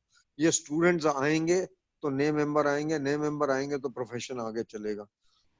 तो हमारी काउंसिल में हमने भी ये कोशिश की, अभी भी ये कोशिश अतुल जी के लिए मैं कह सकता हूँ वो कोशिश कर रहे हैं कि स्टूडेंट्स के लिए जो कर सकते हैं वो हमें करना चाहिए। And I think he is trying his best to do that. Yes, sir. I think काफी इंसाइट मिली. More importantly I will say कि हम सबको मिलके काम करना है, चाहे आप पावर ग्रुप का पार्ट हो या पावर ग्रुप का पार्ट नहीं हो. You need to keep on working and keep on serving the fraternity. Now sir, मैं अतुल जी की भी मैं बढ़ाई करना चाहूंगा. एज यू राइटली सेड कि स्टूडेंट्स पे फोकस करना है, तो आई थिंक अतुल जी का खास फोकस है स्टूडेंट्स पे, कि हमें स्टूडेंट्स को किस तरीके से उनके प्रोग्राम कंडक्ट करने हैं. अब जैसे उन्होंने ऑनलाइन क्लासेस का भी स्टूडेंट्स के लिए शुरू करा. I think he is doing wonderful job. Our current. या हेलो. हेलो. हाँ जी, हाँ जी. Yes, sir. Gaurav, हाँ I ji. think there is one more question which is being pouring in. हाँ, वो It is regarding the balance of life as well as profession. मैं उसी पे आ रहा था. दीपक जी, एक सेकंड दे बस. दो क्वेश्चन सर आपके लिए, मतलब सारे हाँ जी. क्वेश्चन आपके लिए, but now moving on from professional life to something your own personal life. एक तो आप इतने फिट कैसे रहते हैं, इतने एनर्जेटिक कैसे रहते हैं. सेकेंडली, पूरे डिस्कशन में जो समझ में आया कि आप घर में तो रहे नहीं. और दीपक जी वाला बहुत ही वैलिड क्वेश्चन कि प्रोफेशनल लाइफ के बीच में कैसे बैलेंस बनाएं. देखिए, ये इसमें पूरा क्रेडिट एक ही व्यक्ति को है, और वो है मेरी wife, and that is Dimpy. I must say your life partner. I used to believe, मतलब कि लोग कहते थे behind every successful man there is a woman. इसमें कोई शक नहीं है. अगर वो मुझे ये परमिट नहीं करती कि इतना टाइम आपको प्रोफेशन को देना है, पर्टिकुलरली जब काउंसिल में, और काउंसिल छोड़ने के बाद आज की डेट में भी मेरे ख्याल में I travel more than some of the council members. I can dare say that. Yes sir. तो वो किसका सेक्रीफाइस है? वो मेरा सेक्रीफाइस नहीं है. मेरा तो क्या एनर्जी है, मुझे एनर्जी थोड़ी सी जनरेट करनी है अपने आप में, और सेक्रीफाइस तो वही कर रही है. और दूसरा सेक्रीफाइस मेरे बच्चों ने किया, वेरी फ्रैंकली, क्योंकि बच्चों से मैं मिल नहीं पाया ज्यादा. आई think that is one regret that I always will have in my life. और वो मैंने कोशिश की कि जब अबीर यहाँ था, तो वो कनाडा चला गया. हान तो खैर he was born in Bangalore and then he went to Dubai. बिटिया का जो बेटा अबीर, ही वाज इन दिल्ली. उसके साथ जो मैंने 5 साल गुजारे हैं खास तौर पे, I think those have been my marvellous years. The kind of enjoyment that he has given to me, I think it has been a rare phenomenon in my life. And he became a source of my energy in the later part, if you really ask me. And today also, I think every day we talk with him, we through the video chatting, and Ahan also at the same time. उन दोनों बच्चों को देख के वो जो 15 minute, 20 minute, 30 minute energy generate होती है, वो अपने आप में एक अलग है. रही बात बैलेंसिंग की, मैं यही बता सकता हूँ कि अगर आप एक अंडरस्टैंडिंग आपकी लाइफ पार्टनर के साथ हो कि भाई ये ठीक है. एक मैंने जरूर जो आई थिंक मैं उसको वर्ड जुल्म ही कहूंगा, जो टायरनी थी, वो ये थी कि कई संडेज भी मैंने बाहर गुजारे हैं. कम से कम अगर आप सैटरडे और संडे, और दिक्कत ये है कि आपके सेमिनार जितने भी हो सैटरडे और संडे को ही, सैटरडे को ही होते हैं, तो कुछ पार्ट आप सैटरडे को देना शुरू करें, और संडे का पार्ट अगर आप फैमिली को देना शुरू करें, छुट्टियों वाला, तो मेरे ख्याल में आपका फैमिली बैलेंस हो जाता है. उसमें कोई दिक्कत नहीं है. मेरे अपने एक्सपीरियंस से यही है कि अगर आपकी फैमिली आपको अंडरस्टैंड कर पाती है, आपकी पैशन को अंडरस्टैंड कर पाती है, तो आपको दिक्कत नहीं होती है. अगर आपकी फैमिली आपकी पैशन को अंडरस्टैंड नहीं करती, तो आपको समस्या होती है. तो फिर उस केस में आपकी बैलेंसिंग बहुत ज्यादा जरूरी हो जाती है. तो मेरे केस में मैं ये नहीं कहूँ कि मैंने बैलेंस किया, मैं तो इम्बैलेंस्ड ही था. बैलेंस उन्होंने किया मेरे साथ basically, and they did not allow it to be reflected in their actions, in their feelings. तो उन्होंने कभी भी मैनिफेस्ट नहीं किया ये कि वो नाराज हैं. और शायद उनके चेहरे की अगर कोई स्माइल थी और उनके जो एंकरेजमेंट थी, मैं ये आपको बता एक चीज जो मैंने नहीं बताई, मैंने फैमिली के साथ कमिट किया हुआ था कि मैं 4th इलेक्शन के बाद इलेक्शन नहीं लड़ूंगा.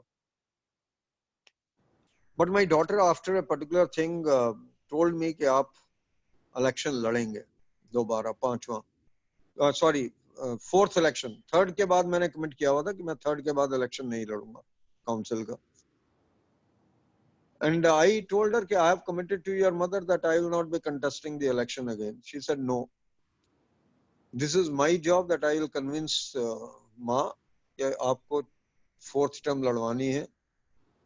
And she convinced the mother कि dad को 4th term लड़वानी है. And I contested the 4th term and became the vice president in the 3rd year of the 4th term. तो कई चीजें आपके बच्चों से निकल के आती हैं. I think it was destined कि उसने माँ को समझाना था और मुझे वाइस प्रेसिडेंट उस साल में बनना था. तो ये होता है. तो आपकी फैमिली का कंट्रीब्यूशन बहुत जोरदार होना चाहिए और मेरे ख्याल में सबसे ऊपर है आपके पेरेंट्स की ब्लेसिंग. मैं फिर आपको बार बार एक बात कह रहा हूँ, सब यंगस्टर्स को एक बात कह रहा हूँ, आप कुछ भी करें, पेरेंट्स का जो सेक्रीफाइस है उसको कभी इग्नोर मत करिएगा. पेरेंट्स को सर्व जरूर करिए. और जो आपकी फैमिली है उसके बाद, पेरेंट्स के बाद आपके ब्रदर्स हैं, सिस्टर्स हैं और वाइफ है, चिल्ड्रन हैं, उनको जो भी आप कर सकते हैं, जितना आप कर सकते हैं, आप इमोशनली आपकी फैमिली के साथ अटैचमेंट होना बहुत जरूरी.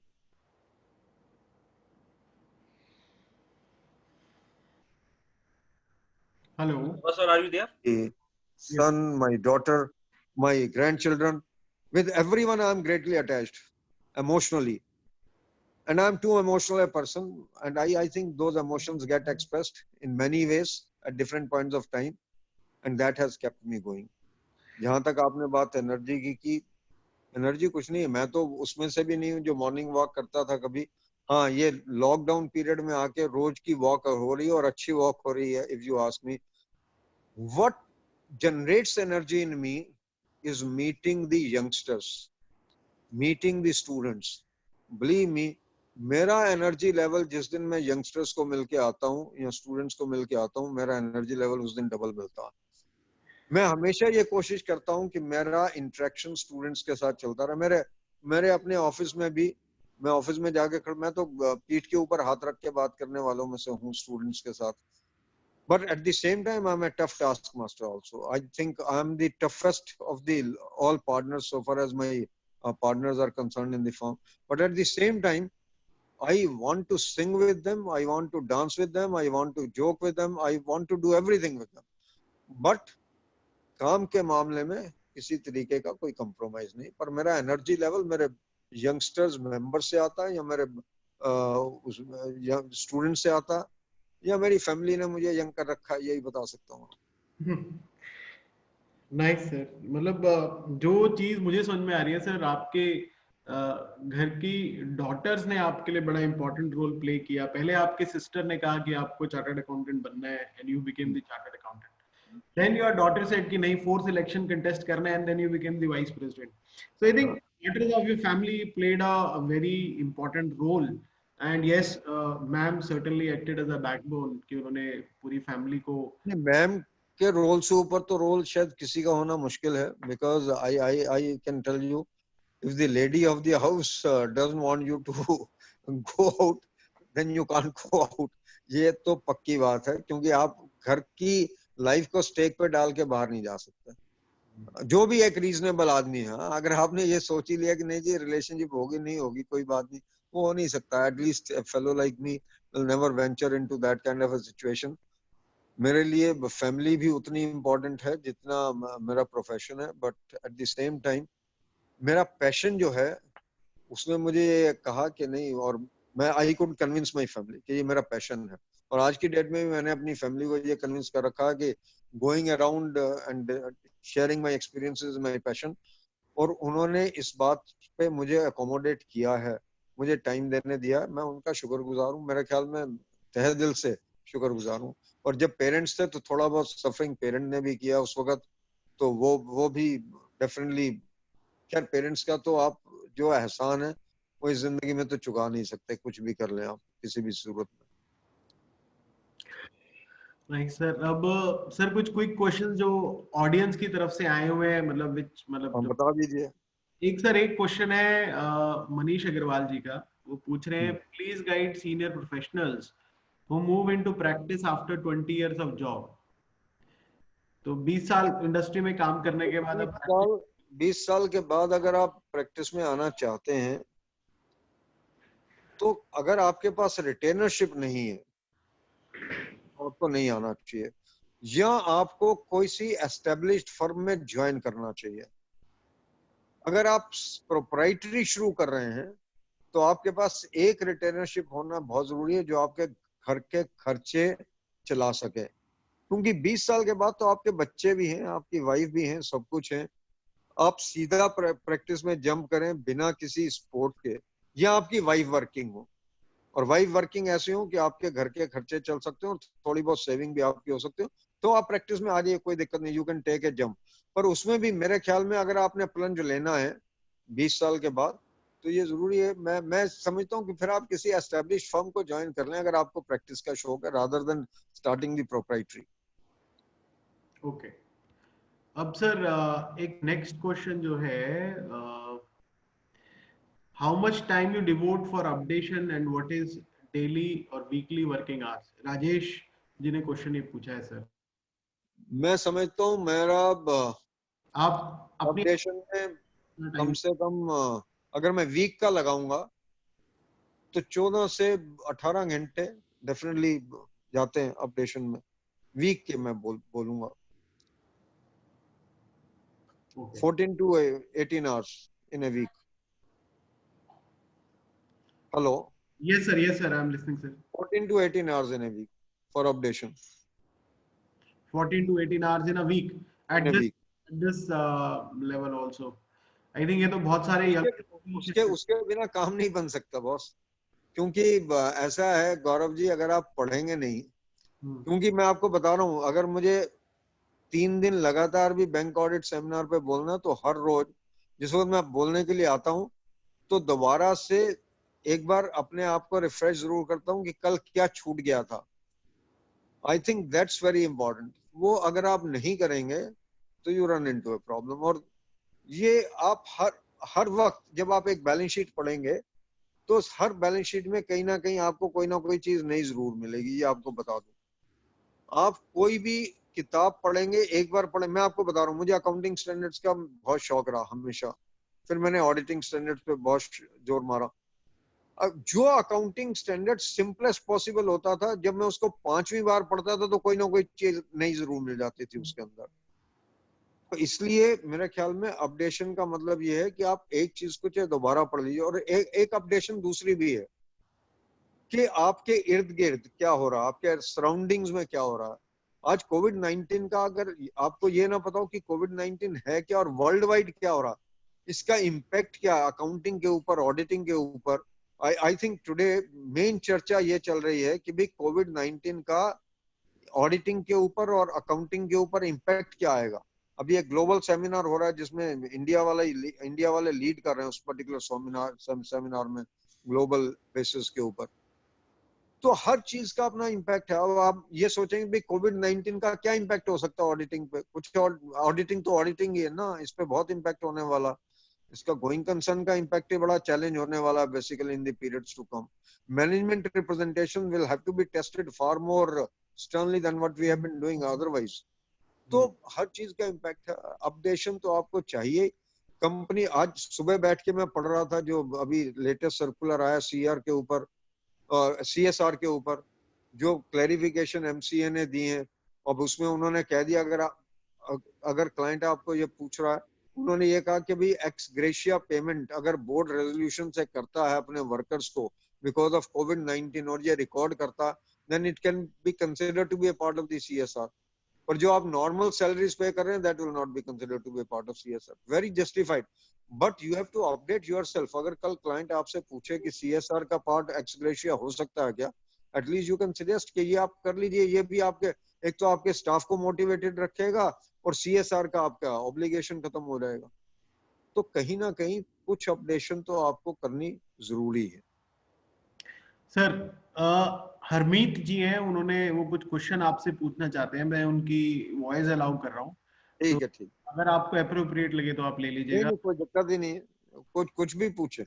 हरमीत जी, आप अपना अगर मैं आंसर दे सकता हूँ तो जरूर दे दूंगा। हरमीत जी आप अपना क्वेश्चन पूछिए प्लीज। हरमीत जी म्यूट पे हैं। मैं उनका हरमीत जी आपको अपना माइक ऑन करना पड़ेगा, आप म्यूट पे हैं प्लीज। वो भाई अनम्यूट नहीं हो रहे हैं मुझसे। वो अनम्यूट हो ही नहीं रहे। तो उन्होंने विदाउट माइक ज्वाइन करा होगा शायद। So let me take another question sir from the audience. हाँ जी। अब इस क्वेश्चन की संभावनाएं बड़ी कम है बट मतलब आंसर आंसर की संभावना कम है। On a lighter side any hobbies and how do you take out time for this sir? कोई हॉबीज भी सर? हॉबी तो मेरी है। I think I love listening to music. मैं particularly Rafi has been one of my favorites. Hemant has been one of my favorites. And I continue to hum myself also. मतलब कि मैं कुछ ना कुछ बाथरूम में भी कभी कभार जो भी ट्यून चला सकते हैं मतलब कि जो अपने आप में है। और cricket has been one of my major hobbies basically. और क्रिकेट की कमेंट्री सुनना या क्रिकेट का देखना, क्योंकि मैं क्रिकेट खेला हूँ लगातार 3 साल, कॉलेज को भी रिप्रेजेंट किया, तो cricket has been one of my main passions basically. तो क्रिकेट का तो मेरा एक टाइम पे ये शौक था कि अखबार में जो भी फोटोग्राफ्स आती थी उसको काट के रख लेते थे बेसिकली, या स्पोर्ट्स स्टार्स में कोई फोटो होती थी उसको काट के रख लेते थे। पर definitely more than reading novels, my hobbies either to read my own subjects और to watch TV with regard to some of the good serials। हालांकि आप you will be surprised, I used to watch, और मैंने big boss कभी miss नहीं किया।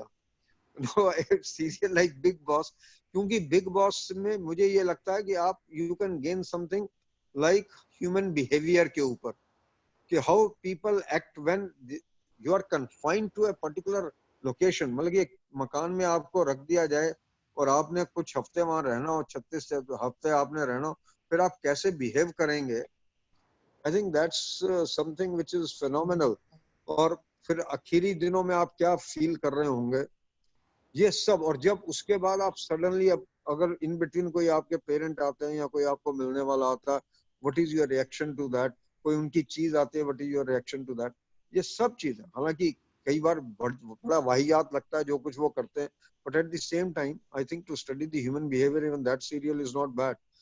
और कुछ सीरियल्स और भी देख सकते हैं, और कभी कभार कुछ अच्छी मूवीज जो हैं बैठ के आप देख सकते हैं। कल अंग्रेजी मीडियम देखी, मुझे स्पेशल ऑपरेशंस बहुत अच्छी लगी, special ops basically for that matter. तो जब आप बैठे हो, टीवी चल रहा हो, तो आपको कुछ ना कुछ करते रहना चाहिए। Thank you sir. Sir with this our session comes to an end और हमारा discussion almost 1 hour 50 minutes, sorry 1 hour 45 minutes का चला है। I think you gave lot of To share some of my thoughts, yes sir. very frankly, this is all spontaneous। और मुझे अच्छा लगा, मुझे अच्छा लगता अगर हरमीत जी भी अपना क्वेश्चन कह देते, तो मेरी कोशिश होती है उनको आंसर कर दूं। अगर आपको वो क्वेश्चन अपना भेजें तो आप एक काम कर दीजिए, मेरे साथ शेयर कर लीजिए, मैं उनको व्हाट्सएप पे आंसर कर दूंगा, क्योंकि I would definitely like to find out what he wanted to ask me. तो सबको, जितने भी आपके साथ जुड़े हुए थे लोग, सबका धन्यवाद कि उन्होंने कुछ क्वेश्चंस पूछे हैं। और मैं ये कह सकता हूँ कि मैं एक सेंटेंस में अपने जितने पार्टनर्स हैं, चाहे वो पुराने हैं या इस वक्त वाले हैं, सबका शुक्रिया अदा करना चाहता हूँ। सबसे पहले शुक्रिया मेरे पेरेंट्स का, ब्रदर सिस्टर्स का, वाइफ का, फैमिली का, पूरी बच्चों का, और ग्रैंड चिल्ड्रन का खास तौर पे, दैट दे हैव एनर्जाइज्ड मी। और उसके बाद मेरे पार्टनर्स का। अगर मेरे पार्टनर्स ये नहीं चाहते कि मैं ये करूं, तो शायद तब भी नहीं हो सकता था। They have also tolerated me, they have tolerated my absence from the office for such a long time basically, and every time they tolerate even now for that matter। तो उन सब का शुक्रिया, और उन सब फ्रेंड्स का शुक्रिया, उन सब मेंबर्स का शुक्रिया जिन्होंने मुझे 6 साल तक रीजनल काउंसिल में और 15 साल तक सेंट्रल काउंसिल में पहुंचाया। और सेंट्रल काउंसिल में हर मेंबर का, जिसने मुझे कभी वोट दिया हो या ना दिया हो, but I think I enjoyed the best of the relationships with everybody. best of the relationship with every staff member of the institute for that matter. I think staff members have been excellent. और मैं ये समझता हूँ कि कुछ तो staff members इतने बढ़िया हैं इंस्टीट्यूट में, they are real assets and institute should not lose them under any circumstances. Thanks. Thank you, sir.